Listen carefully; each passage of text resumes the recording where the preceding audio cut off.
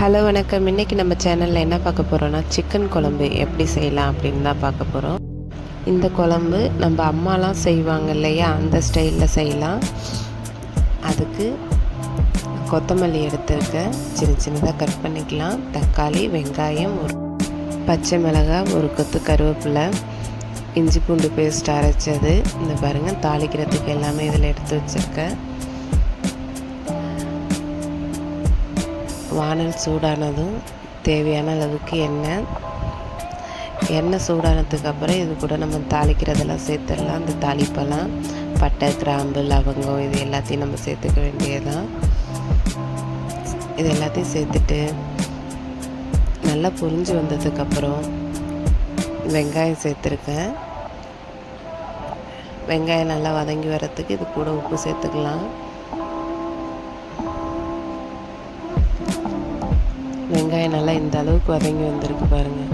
இப்போ தக்காளி சேர்த்துக்கிறேன். தக்காளி நல்லா வதங்கி வரணும்.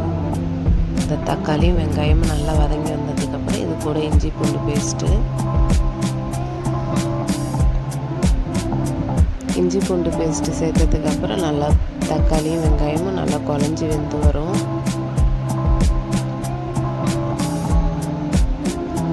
இது கூட நான் மசாலா என்ன சேர்க்க போகிறேன்னா, கரம் மசாலா கொஞ்சம் சேர்த்துக்கிறேன். ஒரு ஸ்பூன் அளவுக்கு கரம் மசாலா, சிக்கன் மசாலா ஒரு ஸ்பூன், தனி மிளகாத்தூள் நான் கொஞ்சம் தான் சேர்த்துருக்கேன். ஏன்னா இன்றைக்கி நம்ம குழம்பு மிளகாத்தூள் தான் சேர்க்க போகிறோம். முன்னாடிலாம் யாரும் அந்த அளவுக்கு தனி மிளகாத்தூள் யூஸ் பண்ணி செய்ய மாட்டாங்க. எல்லாம் வீட்டில் நம்ம ரெடி பண்ணுற குழம்பு மிளகாத்தூளை வச்சு தான் எந்த குழம்பாக இருந்தாலுமே செய்வாங்க. அதோட டேஸ்ட்டே தனி தான். நான் இன்றைக்கி அதேமாதிரி குழம்பு மிளகாத்தூள் தான் நிறையா சேர்த்துருக்கேன். இந்த மசாலாவோட பச்சை வாசனைலாம் போனதுக்கப்புறம் இது கூட சிக்கனை கழுவி வச்சுருந்தா சிக்கனை சேர்த்துக்கணும். சிக்கனை சேர்த்துட்டு நல்லா ஒரு வாட்டி கிளறி விட்டுட்டு இப்போ குழம்புக்கு தேவையான அளவுக்கு இது கூட தண்ணி சேர்த்துக்கலாம். சிக்கன்னே தண்ணி விடும், அதனால் தண்ணி பார்த்து சேர்த்துக்கோங்க. இப்போ குழம்புக்கு தேவையான அளவுக்கு உப்பு, நம்ம முன்னாடி உப்பு சேர்த்துருக்கோம், அதனால் பார்த்து சேர்த்துக்கணும். இப்போது ஒரு மிக்ஸி ஜாரில் தேங்காய் கொஞ்சமாக சேர்த்துருக்கேன்.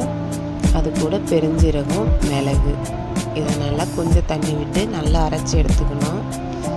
இப்போ குழம்பு நல்லா கொதிச்சிட்ருக்கு பாருங்கள். இப்போ இதை குழம்புல சேர்த்துட வேண்டியதுதான்.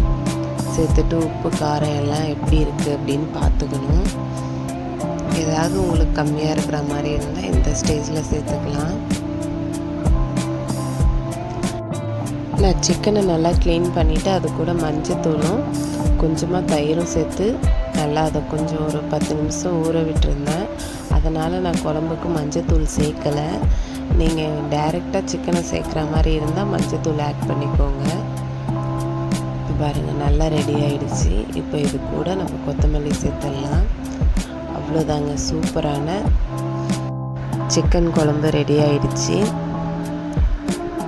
இது அவ்வளோ சூப்பராக இருந்துச்சு. இதை மாதிரி ஒரு வாட்டி ட்ரை பண்ணி பாருங்கள்.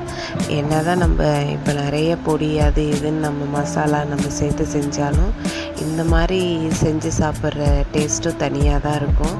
எப்போதுமே நம்ம ஒரே மாதிரி சாப்பிடாம கொஞ்சம் டிஃப்ரெண்ட்டாக சாப்பிட்டு பார்க்கணும் அப்படின்னு ஆசைப்படுறவங்க கண்டிப்பாக இந்த மெத்தடில் செஞ்சு சாப்பிட்டு பாருங்கள். அம்மாலாம் குழம்பு வச்சு கொடுத்தா எப்படி இருக்குமோ அதே டேஸ்ட்டில் இந்த குழம்பு இருந்துச்சு. கண்டிப்பாக ட்ரை பண்ணி பாருங்கள். இந்த சிக்கன் குழம்பு இட்லி, தோசை, சப்பாத்தி எல்லாத்துக்குமே சூப்பராக இருக்குங்க.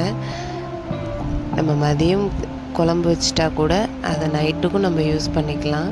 அந்த அளவுக்கு டேஸ்ட்டாக இருக்கும். கண்டிப்பாக ட்ரை பண்ணி பாருங்கள். வீடியோ பிடிச்சிருந்ததுன்னா லைக் பண்ணுங்கள், ஷேர் பண்ணுங்கள். மறக்காமல் நம்ம சேனலை சப்ஸ்கிரைப் பண்ணுங்கள். தேங்க்யூ.